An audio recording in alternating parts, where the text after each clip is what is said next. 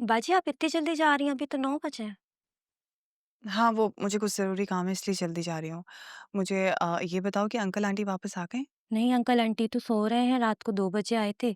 और दूसरी बात पसी भाई जो है कि हॉस्पिटल से घर आ गए, बाजी ने बताया था मुझे। बाकी किरण बाजी सुबह-सुबह पता नहीं गाड़ी लेके कहाँ चली गई। देखो तुम्हारी ये आदत बहुत बुरी है। उस दिन भी तुम मुझसे किरण के मुतालिक बात करी थी और उसने सुन लिया था। जिसके बाद उसने तुम्हें डाँटा था और मेरे साथ बदतमीज़ी की थी। ये अच्छी बात नहीं है, तुम समझ रही हो? जी। और मैंने तुमसे नहीं पूछा था किरण के बारे में। लेकिन बाजी उस दिन आपने पूछा तो था। मैंने किसी और वजह से पूछा था। और मैंने जो तुमसे सवाल पूछा था तुमने मुझे उसका जवाब नहीं दिया था, तुमने कुछ और बात की थी। देखो मेरी बात सुनो, मैं तुम्हें बहुत पुराना जानती हूँ। मैं जानती हूँ तुम इस घर के साथ मुखलिस हो और वफादार हो। मैं नहीं चाहती कि किरण चिढ़ के तुम्हें कोई भी नुकसान पहुंचाए। तुम समझ रही हो ना मैं तुमसे क्या बात कर रही हूँ? जी बाजी, मैं आइंदा ख़्याल रखूँगी। ठीक है। आप चाय तो पी लें? नहीं, मुझे बहुत देर हो रही है, बाद में पी लूंगी। तुम ज़रा कमरा देख लेना। जी, ठीक है।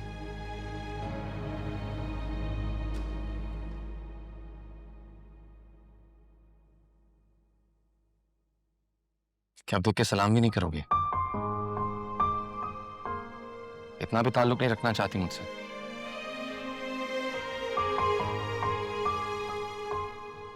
ताल्लुक दो तरफा होता है और ये रवायत भी आप ही ने शुरू की है।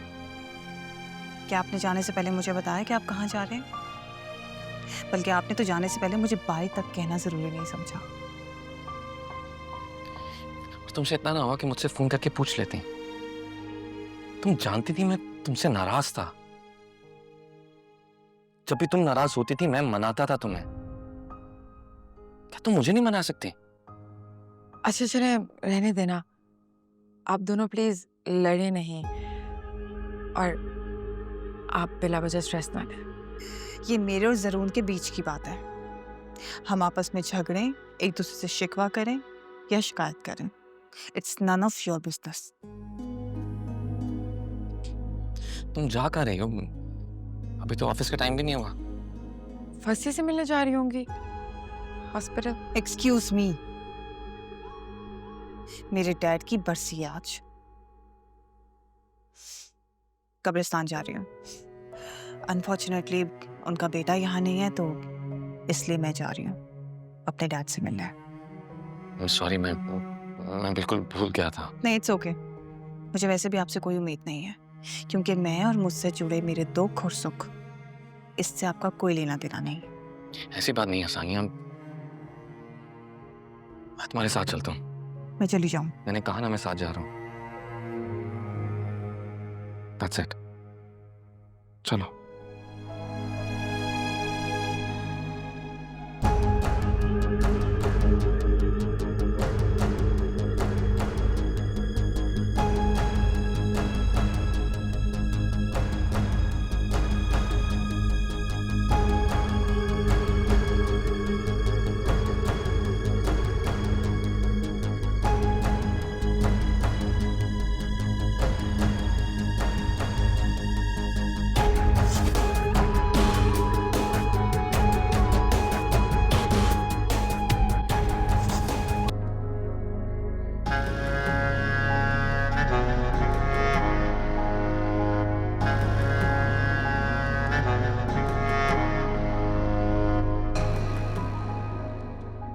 शुक्र है आज तो तुम्हें अपने डैड की याद आई। मुझे लगा जैसे तुम उन्हें भूल गई हो। कम से कम आज के दिन तो यहाँ आके डैड को तकलीफ मत दीजिए।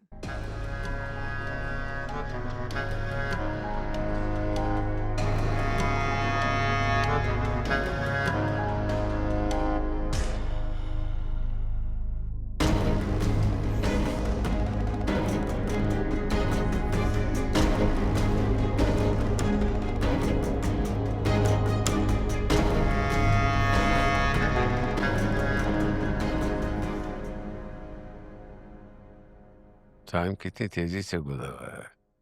दिन महीनों में, महीने सालों में बदल जाते हैं और टाइम का पता नहीं लगता। आप ठीक कह रहे हैं, वक्त तेजी से गुजर रहा है। अब देखिए ना, 1 साल हो गया वाजिद भाई की डेथ को, और महसूस भी नहीं हुआ। डैड के जाने के बाद एक दिन भी सदियों के बराबर लगता है। बेटा सब्र कर, अल्लाह बाजी साहब की मग़फ़िरत करे। जाने वाले इंसान पर तो किसी ना किसी तरीके से इंसान सब्र कर लेता है। दुख, अज़ियत नाकाबिले बर्दाश्त होता है जो जिंदा इंसान झेल रहा होता है। जरूर बेटा रेस्ट करके ना अपनी बहन के घर चले जाना। यकीन मानो वो बहुत परेशान है और फसी भी बहुत डिप्रेस। आप परेशान ना हो, मैं थोड़ी देर में जाऊंगा फसी से मिलने के लिए। ज़रूर, मैं भी आपके साथ चलूँगी। मैं तो पहले भी लाइबा को बहुत हौसला तसल्ली दे के आई थी, काफ़ी मोटिवेशन दी थी मैंने उसे। तुम जो वहां लाइबा और फसी को तंज के नश्तर मारकर आई हो ना, उससे हिम्मत नहीं बनती बल्कि दिल टूटते हैं। और जरूर कोई जरूरत नहीं इसको साथ लेके जाने की। बेटा तुम अकेले ही जाना।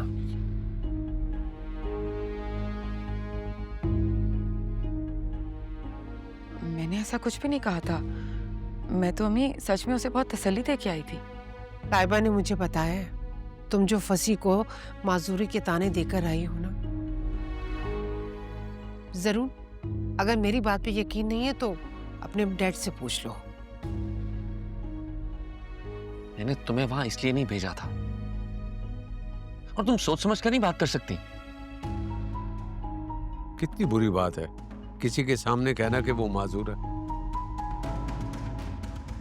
मैंने किसी को माजूर नहीं कहा था। मैं तो बस लाइबा को समझा रही थी कि उसके लिए भी ये बहुत बड़ी आजमाइश है जो कि फसी की माजूरी की शक्ल में उसकी जिंदगी में आई है, तो उसे हौसला करना है। मेरी नीयत बुरी नहीं थी, मैं तो बस उसका दुख बांटने की कोशिश कर रही थी। ऐसे दुख बांटते? अभी तो आप ही बताते हैं कैसे बांटते हैं। बल्कि सानिया तुम बताओ, तुम क्या कहती हो जब फसी के घर जाती हो तो? तुम बिला वजह मुझे इस मामले में मत घसीटो। मैं किसी को ड्रैग तो नहीं कर रही, मैं तो बस पूछ रही हूँ तुम क्या बात करती हो फसी और लाइबा से? मैं लोगों के जख्मों पे मरहम रखती हूँ, तुम्हारी तरह उनके जख्मों को कुरेदती नहीं हूँ। मैंने भी मरहम रखने की ही कोशिश की थी, लेकिन अफसोस है कि मुझे मिसअंडरस्टैंड किया गया। देखो अगर किसी को समझ ना आए उससे क्या बोलना, तो बेहतर है कि वो उस मामले में भी ना पड़े। अंकल मैं अपनी मर्जी या ख्वाहिश से वहां पे नहीं घुसी थी, मुझे जरूर ने भेजा था। और मैं बहुत अच्छे से अपनी हद जानती हूँ, और मैं अच्छे से जानती हूँ कि फसी की हैसियत मेरी जिंदगी में सिर्फ और सिर्फ जरून के दोस्त और लाइबा के शौहर से है।